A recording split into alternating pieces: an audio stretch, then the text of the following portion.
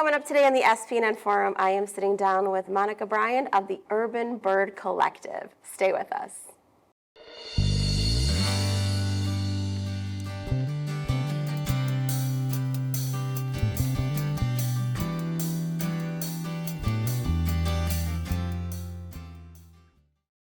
Welcome to the SPNN Forum. I am your host, Anahita Champion, and it is a joy to be here in studio today with the one and only Monica Bryand of the Urban Bird Collective. Welcome. Thank you. Thanks for having me. Oh, listen, I was looking over all your different things from what you do with photography and as a birder. That is a phrase I didn't really know was what it is. So we're going to talk about a little bit about all of it. But can you take us back a little bit about your roots? Like, are you from the Twin Cities? I would love to hear a bit about that. Yeah, so I am from St. Paul, born and raised in St. Paul. Been here my whole life, and you know, I'm an accountant. I'm an ex-accountant. I thought that's what I would do. I would go to school and work in a little office and do their books.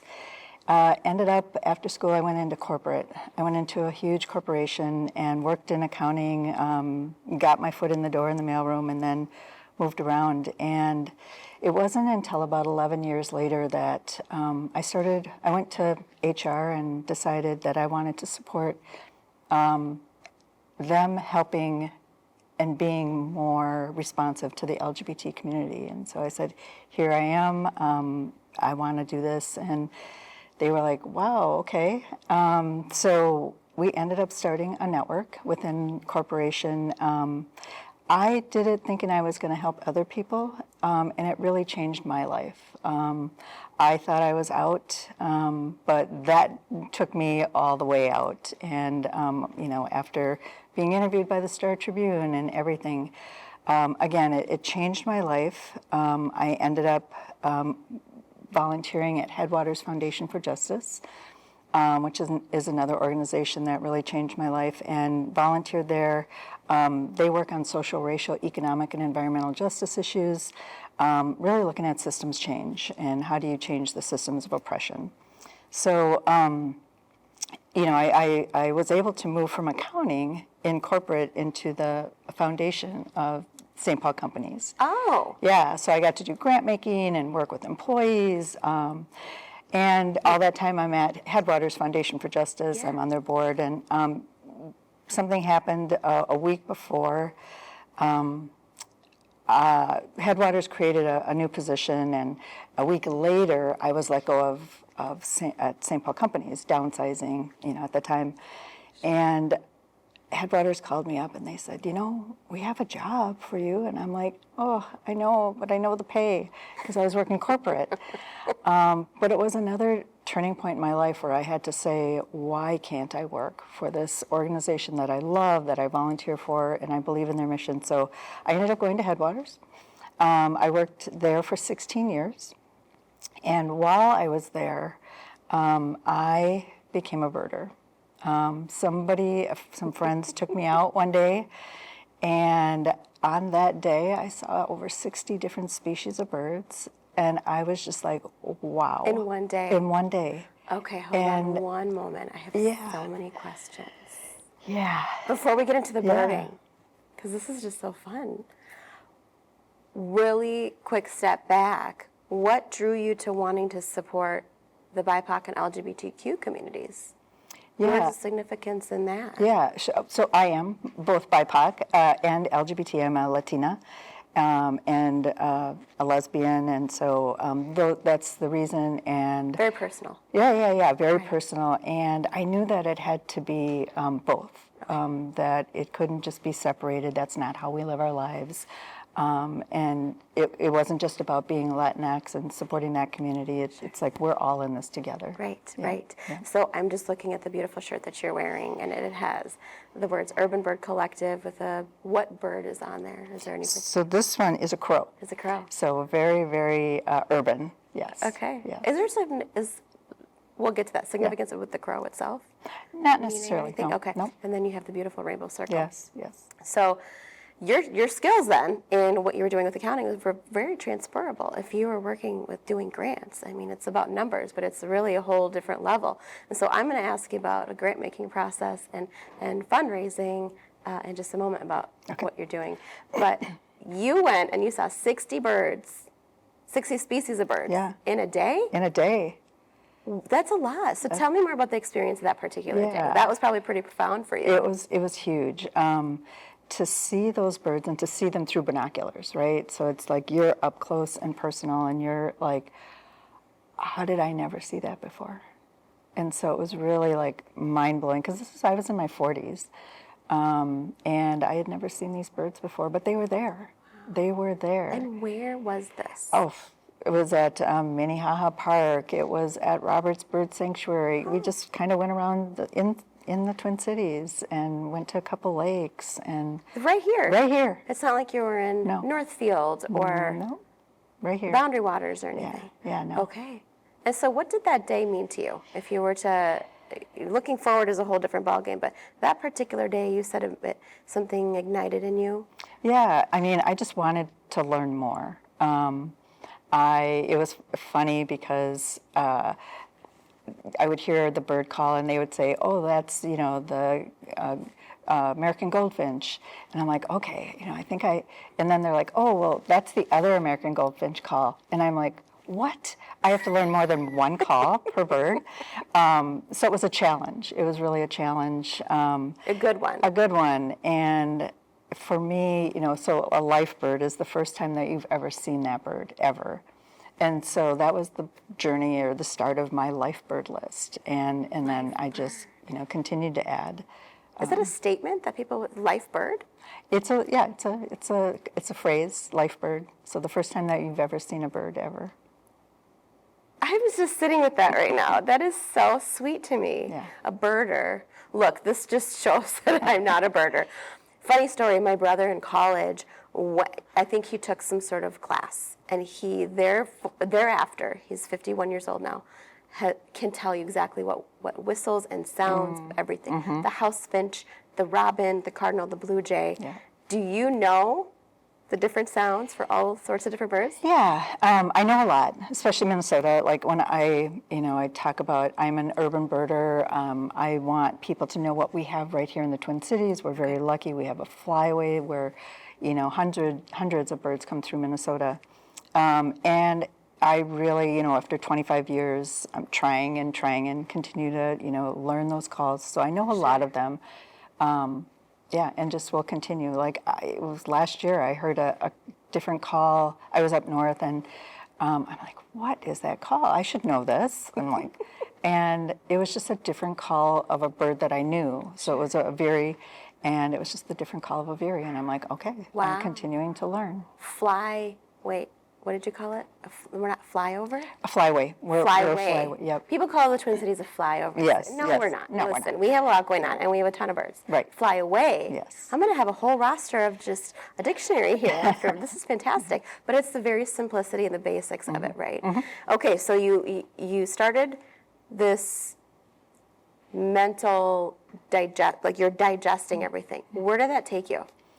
Yeah, I mean, it really, I always have to go back and say I acknowledge, one, I have the privilege of having additional resources. I could buy a nice pair of binoculars. I had flexibility in my work schedule, so I could go out early in the morning or work around my work schedule. Understanding that, I just took advantage of my friends who were just so passionate. And I just went out whenever I could with them and just continued to learn just more and more and more, and different habitats and where to look for the birds. Sure. And yeah. So in the Twin Cities, we have the city, and you go just a couple of miles, and you have preservations, you have wildlife refuge, you have a million different lakes. Yeah, yeah. 11,000 and plus in the state.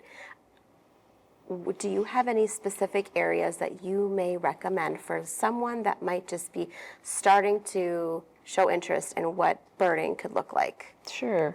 So one of the places that I really love is called the Minnesota Valley National Wildlife Refuge. It's in Bloomington. Beautiful. Beautiful. Gorgeous. I've always driven past it. Gotta But go there. Don't drive past Yeah, it. don't drive past it. So there's the visitor center, and that's a great place to start, to get a sort of a base. And what they will tell you is like, yep, you're here at the visitor center, you can go down these trails, and then just a little bit further, there's Bass Ponds, and then just a little bit further, there's the Old Cedar Avenue Bridge, and all have amazing birding and different trails. So there's that, and then I always like to recommend Roberts Bird Sanctuary. It's in the middle of Minneapolis, and it's surrounded by Lake Harriet and the Rose Garden. And in the middle of this little sanctuary, you can see 150 different species of birds. Yeah, throughout the year. Throughout the year. Yeah. So what do you take with you if this is your first time? Yeah. So, I mean, I don't want to get too into the bird collective, but I would say if you can take a pair of binoculars, Okay. or, if you can borrow binoculars, it's just, again, it changed the view, right? Right. You're just up close and personal with that. The other thing that you have now is what's called, it's an app on your iPhone, it's called Merlin. Merlin. And when I started birding, all I had was a book. There was no iPhones. And, and then, the iPhones, apps came up, and, Shazam, it tells you what song you're hearing. Right. Yeah. This is that? No, yes. Well, I said, why can't they have a Shazam for birds? As I was starting to learn the bird calls. And Wait, the whistles and you mean the talking? They're talking, yeah. the calls. So now, probably about 3 or 4 years ago, Merlin, it's Merlin, and all you do is you press the button, and it will tell you what you're hearing. Stop it. Yeah, and then you'll see a picture, and then if it sings again, that picture will light up. So you can then kind of connect the picture and the song, and it's a great way for people who've never birded to be out there. Fascinating. It really is taking modern day technology with, how long have birds been around? Millions Yes. of years, right? And appreciating it for what it is today. And I love that you're focusing on BIPOC and LGBTQ because we're all people. We like to make these things interesting, and why wouldn't we amplify that a little bit more? So you have apps for plants and songs, and now you have Merlin that helps with birds, and that's probably just one of many different choices. Is there anything in particular we should be wearing or taking with us? Like, we're talking basic, this is the first day we're going birding. Basic, comfy shoes, some water, you always have to have bug spray in Minnesota. But those are the main things. Yeah. Okay. If you're just joining us now, I am sitting down with a wonderful, wonderful guest here today, Monica Bryand of the Urban Bird Collective, and we are chatting about all things birding. And at this point, I would like to dive deeper now into the Urban Bird Collective. So tell us about the Urban Bird Collective, and you're a 501c3. Correct. Tell us what you're doing with the community. Sure. So, I've been a birder for over 25 years, and during that time, one of the things that, I consider myself an environmentalist, and so I wanted people to be passionate about birds so that they would protect the environment. So what I started to do was on Facebook, I post a bird of the day. And I would take a bird that I had seen, on one of my trips, and I would have a good photo, somebody else's photo, give them credit, because I wanted people to appreciate the birds. Right. And then I decided that I wanted to take my own photos. So I went to National Camera and said, I don't want to come back. Give me a really good camera. I'm going to go birding. And so it's been over 15 years. I post a bird of the day, and it's been a bird that I've seen in that year. So in 2025, I try to do 200 Minnesota species. So it's a brand new photo that's never been posted. 200 Minnesota species. Yeah. So and you are not repeating the same bird. No, and really. today we're at 156. Wow. And so I have a few more to get before the end of the year. But so people, and people would say, because I would say, yeah, I've seen these ducks at, Lake Harriet or whatever. And they're like, I walked by Lake Harriet and I didn't see them. And I'm like, you got to really look. And so that was the thing, just telling people slow down and look. But the other thing that I heard, especially from my BIPOC and LGBT friends, were, I don't feel safe out there. Can I go out there with you? It sounds awesome. And I said, of course. but I knew that it had to be more than me. And so taking my Headwaters experience, I've been a part of the birding community for a very, very long time since I started. And it's very white, and it's very old, very male-dominated. And I knew that I was a part of it, but I didn't have what it's going to take to diversify that sort of community. So started my own. So it's instant diversity. And so what I did was I took 8 of my friends who were both either BIPOC or LGBT, and they were pretty good birders, but more importantly, they know how to hold welcoming and inclusive spaces. So we started the collective. I knew instantly, just bringing these 8 folks together, just seeing their expression of knowing that there were 8 other people like them, that they had never been in that space together. We were on the right track. We started leading walks and inviting people and making sure that we were intentionally centering BIPOC and LGBT, but more importantly, if we didn't pay attention to the BIPOC community, it could really get overtaken by sort of the white, lesbian or white, gay community. And so that's, very protective over very productive. We knew we were on the right track, so the next year we added another 8, and all again represented either BIPOC or LGBT. Today we have about 42 leaders who lead about 70 to 80 events that we do a year. 100% are either BIPOC or LGBT, majority BIPOC and majority LGBT. So just amazing group of people. Yeah, it's amazing. And it's probably what the community wanted or needed and maybe just didn't know. Right. I mean, you're taking something so simple, watching birds, looking at birds, but birding there's a whole depth to it that maybe some of us just don't realize because we haven't had that experience as you have. And then the inclusive space and the safe space, because we all know that there's just levels of trauma and everyday chaos. Absolutely. So to be out in nature has not always been a safe space for BIPOC. Right. Why do you think that is? Being out in community isn't safe for BIPOC, No. right? Ooh, So how much time do we have? I mean, it just translates to any space, and so that was really important. The other thing that was really important and is different about us is that it isn't about taking the birding community out; it's about taking community out. Community. The majority of people who come to a first-time event with us have never been birding. They just wanted to be outside. Because how cool is that? Yeah, how cool. And then we have binoculars that we always lend to people. All of our bird guides are there, and It's a whole experience. Yeah, it's a whole experience. 42 leaders, Yep. over 70 events. Tell us a little bit more about, do you have programs? Like how would you explain what Urban Bird Collective does other than we go birding? Sure.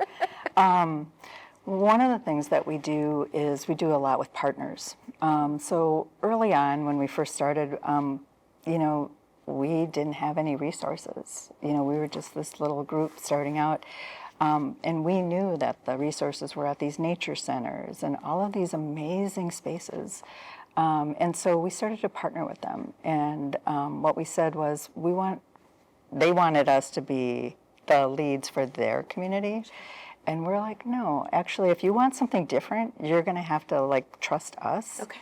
We'll be the leads, but we're going to invite people to your spaces, and then they will be able to see and break down the barriers of the unknown of what was that? Where is that trail going? And so that's where we started. We again partnering with organizations we do a lot with that. And then the other thing that we'll do is we have a big bird festival. Bird festival. Who Um, doesn't like festival? Right. But just tell me about the bird festival. Yeah, so it is, we do it the third week in May, and third Saturday in May. It is the only bird festival in the country where the majority of participants are BIPOC. So what we do is we have so many spaces, and until we can fill those 60% with BIPOC folks, we won't open it up to the general public. Oh, talk about very intentional. Yes, very intentional. And where's the demographic? Is this only local? Yeah, pretty local. Okay. Yep. Do people come in from other places? I'm sure they do. Okay, but not that but you not, know. yeah, not Okay. that we know. But so many people have heard about us. I can tell you about that later. Sure. But so we have the Bird Festival. 125 to 135 folks will come and be a part of that day with us. And then the other thing that we do is we support organizations who are working on conservation issues. So whether they're doing bio blitzes, which is counting anything living in a certain space. Of course, our job is to count the birds. So we'll help with that, and then we'll do bird surveys for organizations to make sure that they know what's on their land. So we work with Wakantipi, Awanya, and Kapi in their space, and we do bird surveys for them every month, and then we'll do community walks with them. So Indigenous communities. How important is that? Because this is not our land. It is, and so another example of what we've done is nationally it's called the Christmas bird count. Of course, that has issues, so we call it the winter bird count. Okay. But the winter bird count has been happening for 125 years all over the world. And so for 3 weeks, the mid-December to the first week in January, birds all over the world are being counted. And so I've been a part of that process for 25 years. And when we started the Urban Bird Collective, we were asked if we would be a part of that. And I said, sure, but I wanted to make sure our participants, because I knew I was going to invite new people into this. And so I said, we will have our own potluck. We'll do the birding, we'll take people out birding, and we'll do the bird count, but then we're going to have our own potluck. Sure. And be in a space together. So that was awesome. Wonderful. Yep. And then the next year, when people heard getting to know us and hear more about us, we started working with Shakopee, Mdewakanton Sioux community. Okay. And they wanted to do a winter bird count on their land. Sure. And so we helped start the only native bird count in the country. Really? Yeah. So right the here? Shakopee, Mdewakanton Sioux community. So they lead it, and we support them with our leaders to help do the bird count. Oh, if that's not beautiful, I don't know what to tell you. That's just, I mean, there's probably just so much messaging right in there, and it's the cultural piece of it, and the community, and the bringing folks together. And this isn't all free. It's all free. It's free for people to join, but how do you get your funding? Sure. We want to support you. How can we support you? Absolutely, yeah. So one of the things that I do is I support our leaders. So I pay them a stipend to do all of our events. It's really important. Like whenever I tell them, when they first join and I tell them that I pay them a stipend, they're like, what? That we were going to pay you. We were not they thought they were volunteering. Yeah. But I wanted to really honor, the time that they were giving us. So, one, we can get our money through individual donations, people supporting us. Our partners, so we ask our partners to pay us so that we can pay our leaders. Right. And then, helping to pay for the overhead that it takes to run an organization. And then we're slowly starting to break into grants. Okay, that's where your skill set from many years ago would really come in handy. But you're saying you're slowly starting to break into it? You haven't had to really lean into that quite yet? Or? I would say that this is my baby, right? And so I put a lot of free time into the Urban Bird Collective, starting it up, and really saved what we were getting. And it wasn't until January of this year that I got to go full time. Congratulations. Yes, thank you. Wow. Yeah. So we're needing to raise, get some larger grants. And, Sure. Yeah.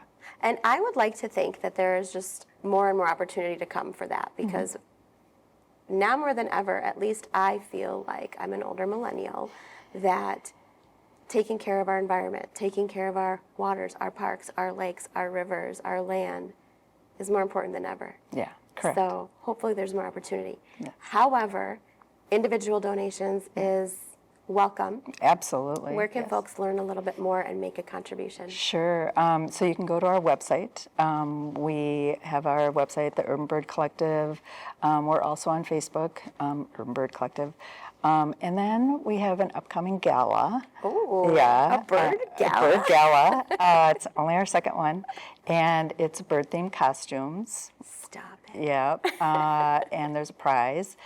And we're going to be at Dodge Nature Center on September 28th. No costumes are needed, but it will be a fun time. Great people, and Dodge Nature Center is really an amazing birding place as well. Stunning. Yes. Stunning. I have a little one who's had many, like, just the opportunities for field trips and kids activities, and now, grown activities. So September 28th at the Dodge Nature Center is the Urban Collective second annual gala. Yeah. And is it the urbancollective.org? Yes. Okay. And then you have Facebook. Now, where do we get to see those beautiful photos of the day? Yeah, so actually you can see them in two places. So one, it's my personal page, so Monica J. Bryand. And then, so I've been doing that for over 15 years. And then I just started, this is the second year that I've done a bird of the day for the Urban Bird Collective. Okay. And so what I will do, instead of posting my personal, sort of information with that, is fun facts about the birds that I'm posting. Yeah. And each year I try to do 300 species, Minnesota species of birds for the Urban Bird Collective. Oh my gosh. Well, thank you so much for being here to share. I'm more excited than I was coming into this, and I already had a little bit of a bird root. So if you have enjoyed this conversation and this segment today, please do be sure to follow along at the urbanbirdcollective.org to learn more how you can volunteer, become a leader, participate in the gala, learn about birds, or make a donation. My name is Anahita Champion. It's been a joy to share this afternoon with you. Hopefully you have a great rest of your day, and we'll see you at the next SPNN Forum. Thanks again.